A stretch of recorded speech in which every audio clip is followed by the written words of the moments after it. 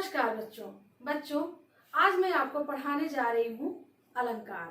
अलंकार किसे कहते हैं या कितने प्रकार के होते हैं, उनकी परिभाषाएं उदाहरण सहित आपको मैं पढ़ाने जा रही हूँ। उम्मीद करती हूँ कि आपको मैं अच्छे से पढ़ाऊंगी और आप अच्छे से समझने का भी कोशिश करिएगा। लाइक जरूर करिएगा और सब्सक्राइब जरूर कर दीजिएगा। ठीक है, तो बढ़ते हैं अपने टॉपिक पे। अलंकार किसे कहते हैं? अलंकार जो काव्य की शोभा बढ़ाने वाले तत्वों को हम अलंकार कहते हैं। ये तत्व क्या है?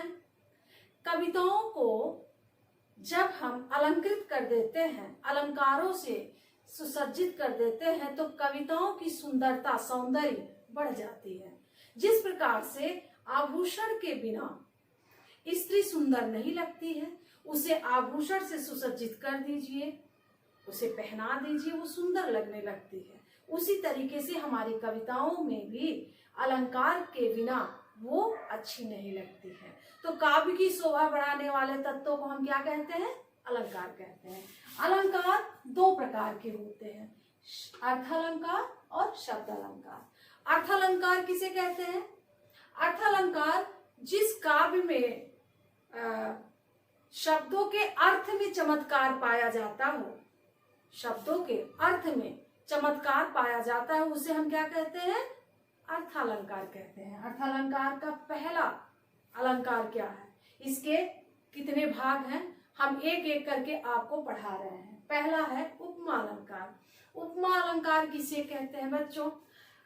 जब पंक्ति में अर्थात कविता में योजक का चिन्ह अर्थात ये चिन्ह योजक का है, योजक का चिन्ह आए और उसके पीछे सा से सी भी लगा हो, उसे हम क्या कहते हैं? उपमा अलंकार कहते हैं। उदाहरण देखिए, मखमल के झूले पड़े हाथी सा टीला। हाथी और सा के बीच में योजक चिन्ह का प्रयोग किया गया है, इसलिए इस पंक्ति में योजक चिन्ह भी आया है और उसके पीछे सा का भी प्रयोग किया गया है। दूसरा, हरिपद कोमल कमल से। हरिपद कोमल कमल से, ये कमल की और से के बीच में योजक चिन्ह का प्रयोग किया गया है और योजक चिन्ह के जस्ट पीछे हम से का प्रयोग किए हैं। ठीक है, जिस पंक्ति में योजक चिन्ह का प्रयोग किया गया हो और उसके जस्ट पीछे से सा का भी प्रयोग किया गया है, उसे हम क्या कहते हैं? उसे हम उपमा अलंकार कहते हैं।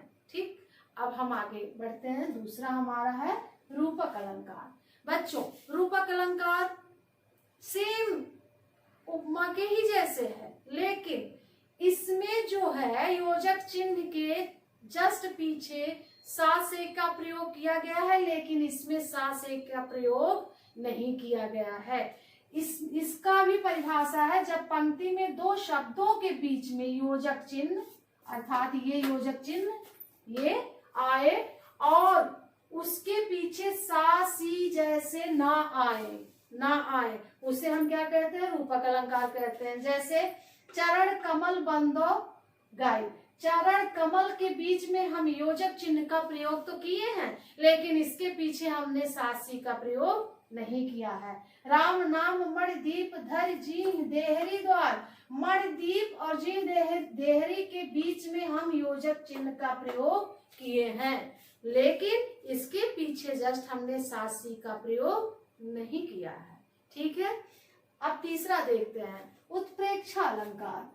उत्प्रेक्षा अलंकार जब पंक्ति में मानो, मन, मनहु, जानो, जन, जनहु आदि आए, उसे हम उत्प्रेक्षा अलंकार कहते हैं।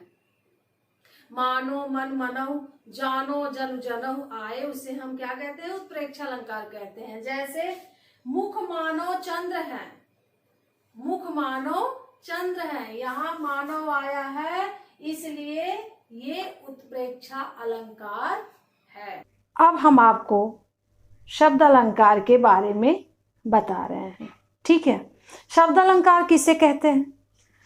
शब्द अलंकार जहां पर काव्य में शब्दों के द्वारा चमत्कार उत्पन्न होता है, उसे हम शब्द अलंकार कहते हैं। ठीक है, शब्द अलंकार कितने प्रकार के होते हैं? मुख्यतः शब्द अलंकार 7 प्रकार के होते हैं। हम आपको अनुप्रास अलंकार के बारे में बता रहे हैं।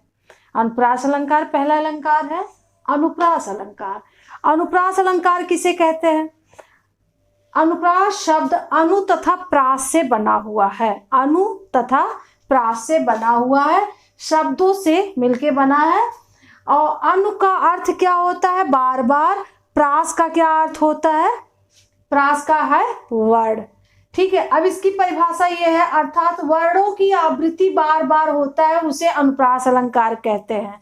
जिन कविता में, छंद में, काव्य में एक ही वर्ण बार बार आता है उसे हम क्या कहते हैं? अनुप्रास अलंकार कहते हैं। जैसे वर्ण के बारे में आपने पढ़ा होगा, जैसे का वर्ण है, ता वर्ण है, टा वर्ण है, पा वर्ण है। तो ये जो वर्ण है का खा गा, का वर्ण में का खा गा घा ङ का से ही संबंधित है। तो उसी तरीके से यहाँ पे बता रहे हैं अनुप्रास अलंकार में वर्णों की आवृत्ति एक बार बार होता है, उसे अनुप्रास अलंकार कहते हैं। जैसे देखिए, तरन तनुजा तट तमाल बहुवर विध छाए। यहाँ पे बच्चों तरन तनुजा तट तमाल, यहाँ पे त वर्ण जो है वो 1 2 3 4 बार आया हुआ है। ठीक है, तो ये एक ही वर्ण बार बार आ रहा है, इसलिए यह कौन सा अलंकार है?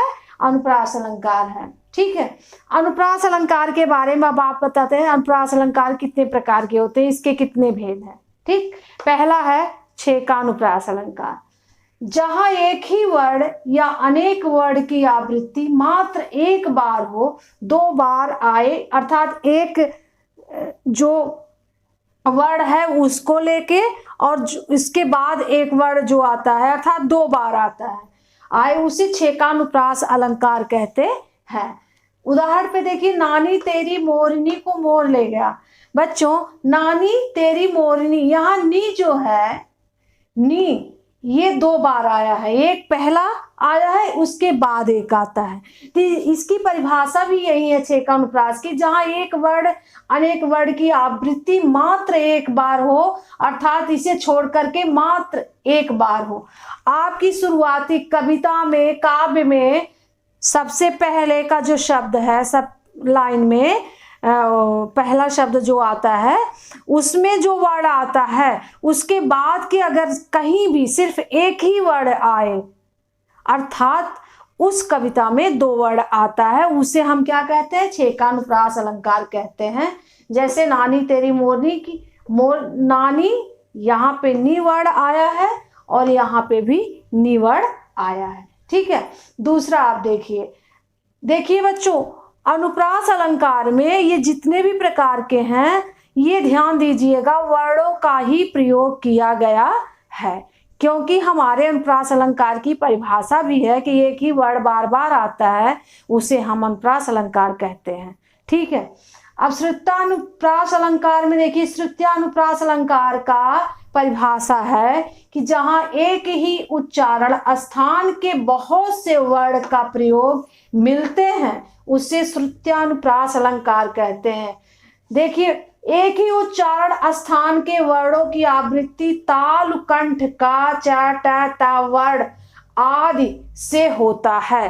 बच्चों, श्रुत्यानुप्रास अलंकार का बहुत सीधा और सिंपल सा आप तरीका समझ लीजिए, जो तलवे से छूता हो। जैसे ता शब्द देखिए, हमारी जीवा जो है वो छू रहा, टच कर रहा, अर्थात यहाँ पे देखिए तालुकंठ,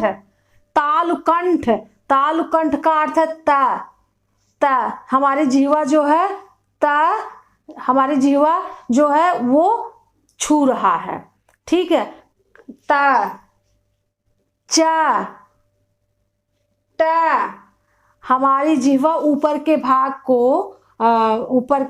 को छू रहा है। ठीक है, तो वो ऐसे शब्द का प्रयोग अगर किया गया है तो कौन सा अलंकार है? श्रुत्यानुप्रास अलंकार है। उदाहरण के तौर पे देखिए, कंकन किंकिन नुपुर धुन सुनि, इसमें देखिए का वर्ग का प्रयोग किया गया है। कांकन, किंकिन, नुपुर, धुन, सुन, यहाँ का वर्ग का प्रयोग किया गया है, इसलिए यह कौन सा अलंकार है?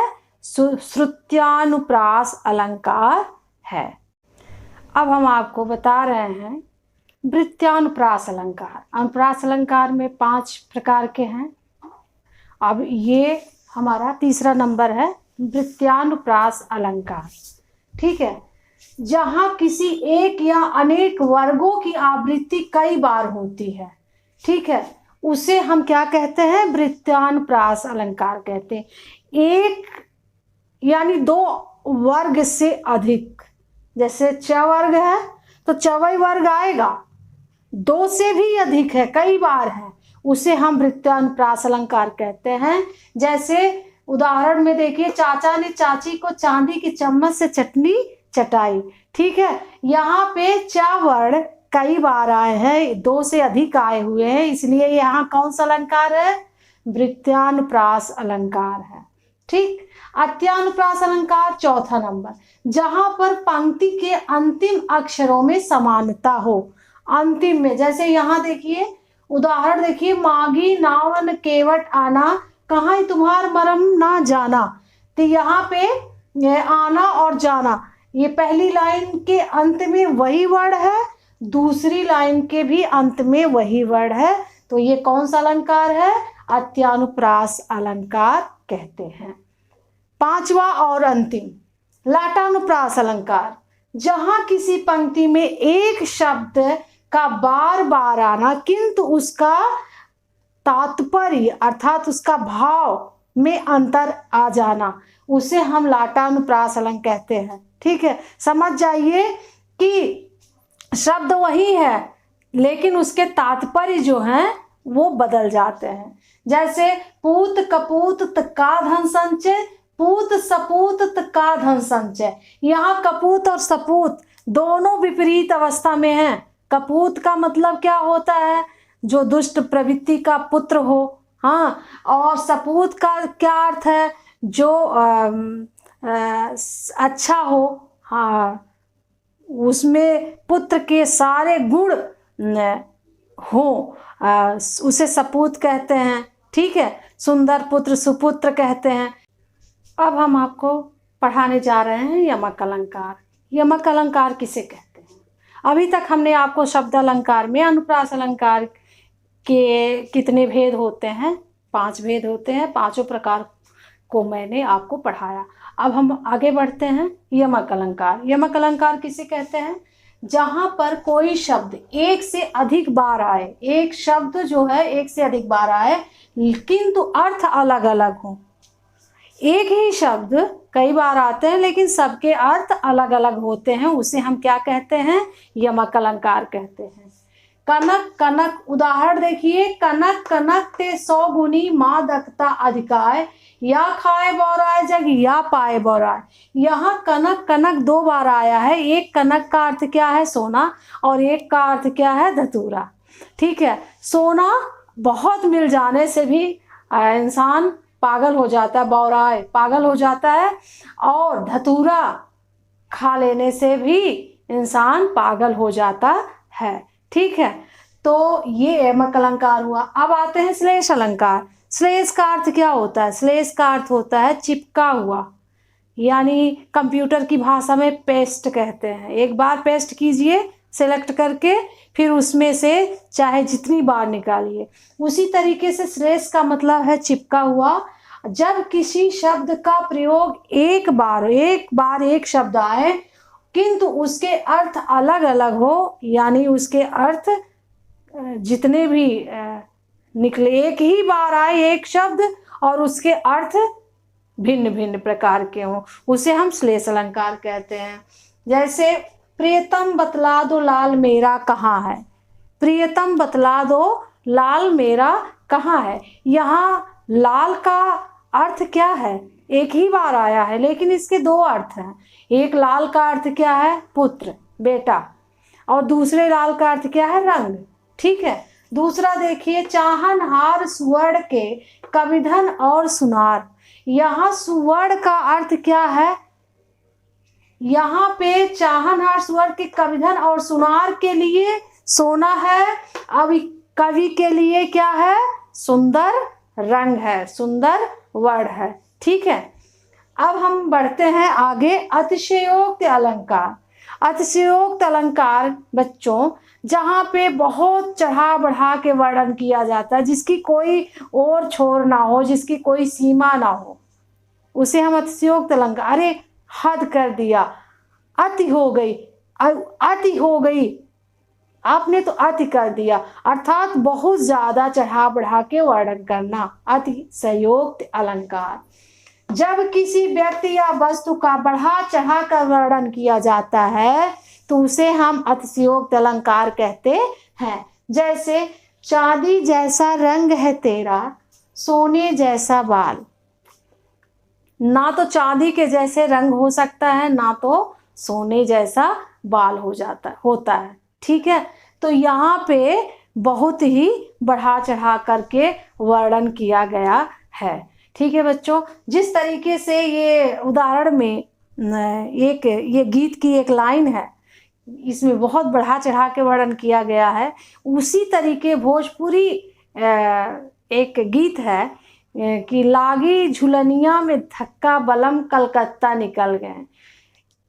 इतना बढ़ा चढ़ा के वर्णन इसमें किया गया है कि झुलनिया अर्थात कान के कुंडल से चोट लगने से उनके प्रियतम अर्थात नायक जो है वो इतनी दूर चला जाता है, ये तो संभव ही नहीं है। इसलिए अतिशयोक्त अलंकार की यही परिभाषा है कि जहाँ पर जब किसी व्यक्ति या वस्तु का बढ़ा चढ़ा के वर्णन किया जाता है उसे हम अतिशयोक्त अलंकार कहते हैं।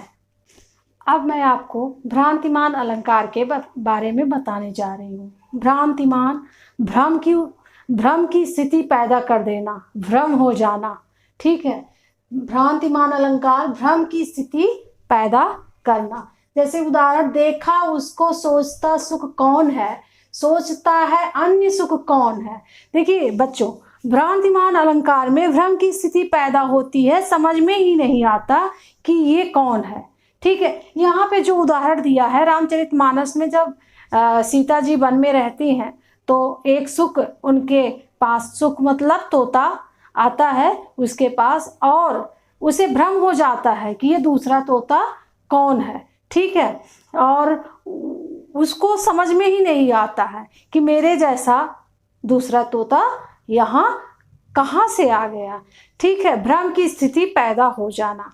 ठीक, अब आप आइए विभावना अलंकार।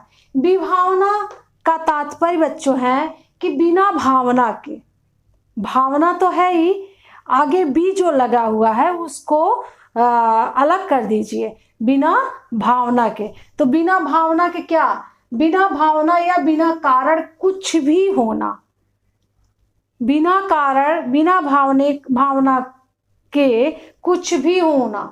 उदाहरण देखिए, बिनु पग चले सुने बिनु काना, कर बिनु कर्म करे विधि नाना।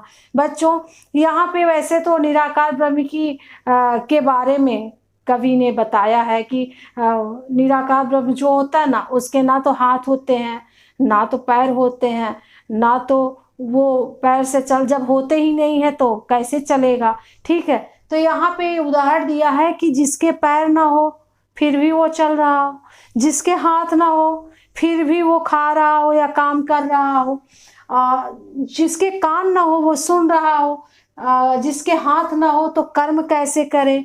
ये विधि का विधान है, अर्थात उसमें कोई भावना ना जुड़ा रहना और बिना कारण के ही, उसमें कोई कारण नहीं है। ठीक है, मेरा मतलब आपको समझ में आया होगा। मानवीकरण, आगे हम बढ़ते हैं। मानवीकरण अलंकार।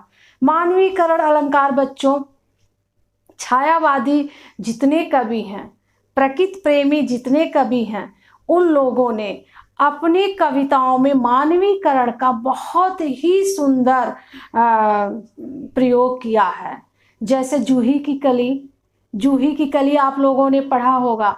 जूही को एक नवविवाहिता स्त्री का रूप दे दिया। अर्थात जूही तो एक प्रकार की फूल है और उसका मानवीकरण क्या कर दिया, एक नवविवाहिता स्त्री का रूप दे दिया। जैसे मानवीकरण जब प्राकृतिक चीजों में मानवीय भावनाओं का होने का वर्णन हो, उसे हम मानवीकरण अलंकार कहते हैं। फूल हंसी कलियां मुस्काई हरिऔध जी की कविता है। उठो लाल अब आंखें खोलो, पानी लाई हूँ मुँह धो लो। तो उसी में है फूल हंसी कलियां मुस्काई। फूल हंसते हैं, कलियां मुस्काती, इसमें मानवीकरण दे दिया कि जैसे वो मुस्कुरा रहा है, हंस रहा है। ठीक है, जैसे आपको मैं बताऊं कि हमारी संस्कृतियां, हमारे देश में हम पेड़ पौधों वनस्पतियों का मानवीकरण दिया गया है। वैसे तो आध्यात्मिक कारण और वैज्ञानिक कारण दोनों होते हैं हमारे संस्कृतियों में, हमारे जितने भी त्योहार होते हैं। ठीक है, तो जैसे हमारी जो प्राकृतिक है, नीम का पेड़, पीपल का पेड़ और तुलसी का पेड़ और ये सब जितने भी वृक्ष हैं हमें ऑक्सीजन देते हैं। जैसे पीपल का पेड़ हमें 22 घंटा ऑक्सीजन देता है, नीम का पेड़ हमें ऑक्सीजन देता है। तो ये सब जो औषधीय गुण वृक्षों में है उसे मानवीकरण दे दिया। जैसे नीम के पेड़ में दुर्गा का वास होता है, अर्थात देवी का वास होता है, इसलिए हम घर के सामने एक नीम का पेड़ लगाते हैं और देवी नाम दे करके जल डालते हैं और वो बड़ा होता है, वो हमें ऑक्सीजन देता है। तो हमने उसका मानवीकरण किया, दैवीय रूप दे दिया। उसी तरीके से सारे वृक्षों में है, तुलसी का पौधा बहुत ही गुणकारी होता है और उसे तुलसी देवी का रूप दे दिया। तो मानवीकरण का मतलब है कि प्राकृतिक जो चीजें होती हैं उसमें मानवीय गुणों का, मानवीय भावनाओं का होने का वर्णन कर दिया जाता है। ठीक है, तो ये है मानवीकरण अलंकार। अब हम आते हैं संदेह अलंकार। संदेह अलंकार और भ्रांतिमान अलंकार में बस थोड़ा सा अंतर है। भ्रांतिमान अलंकार में जो भ्रम की स्थिति बनी रहती है वो अंत में वो भ्रम की स्थिति खत्म हो जाती है। ठीक है, लेकिन संदेह अलंकार में अंत तक संदेह बना रहता है, अंत तक संदेह बना रहता है। जैसे समान के कारण, समानता के कारण, यानी रूप रंग आदि का एक जैसे होने का सादृश्य, सादृश्य मतलब होता है एक जैसे दिखता हो। ठीक है, अंत तक संशय बना रहे, अंत तक संदेह बना रहे, एक रूप हो, एक रंग हो, एक ही जैसे हो, समझ में ही नहीं आता है कि ये सीता है कि गीता है, गीता है कि सीता। गीता फिल्में आप लोगों ने देखा होगा, तो समझ में ही नहीं, हेमा मालिनी के 2 रूप हैं, एक सीता और एक गीता, तो समझ में नहीं आता ये सीता कौन है, ये गीता कौन है। ठीक है, हाँ, तो अंत तक जो संशय बना रहता है उसे हम क्या कहते हैं, संदेह अलंकार कहते हैं। जैसे उदाहरण देखिए, सारी बीच नारी है कि नारी बीच सारी है कि सारी ही की नारी है। आगे एडजस्ट नहीं हो पाया कि नारी सारी ही की नारी है कि नारी ही की सारी है, सारी बीच नारी है कि नारी बीच सारी है, सारी ही की नारी है कि नारी ही की सारी है। अर्थात समझ में ही नहीं आता। बीच सभा में जब 5 पांडव हार जाते हैं द्रौपदी को, तो द्रौपदी का चीरहरण होता है और दुशासन जो है चीरहरण करता है और द्रौपदी पुकारती हैं कृष्ण को और कृष्ण आते हैं, उनकी लाज रक्षा करते हैं और इतनी साड़ियाँ बढ़ा देते हैं कि दुशासन खींचते खींचते एकदम थक जाता है। उसको समझ में ही नहीं आता है कि नारी कौन है, साड़ी कौन है, साड़ी कौन है, नारी कौन है। नारी बीच से अंत तक उसे संदेह बना रहता है और थक करके वो गिर पड़ता है। तो बच्चों, हमने आपको अलंकार के बारे में बताया। मुझे उम्मीद है कि आपको समझ में ज़रूर आया होगा। ठीक है, धन्यवाद।